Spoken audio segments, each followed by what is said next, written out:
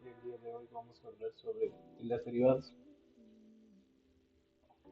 Para entender las derivadas tenemos un ejercicio muy simple, lo cual nos dice función de x es igual a 3x cuadrado más 5x menos 7. Para derivar podemos hacer lo siguiente. El 2 que está en la parte de acá arriba lo bajamos, lo multiplicamos por el 3 y al 2 de la parte de arriba le restamos 1. Más, hacemos lo mismo. Acá arriba existe un 1 encima del x, lo bajamos, lo multiplicamos por el 5 y al x le restamos 1. Al ser 0 lo convierte en 1, al cual no afecta la operación. Y la derivada de menos 7 es 0, entonces no afectaría en nada. Una vez hecho esto, resolvemos.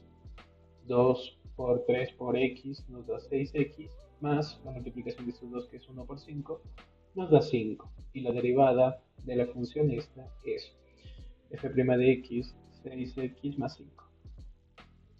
Gracias.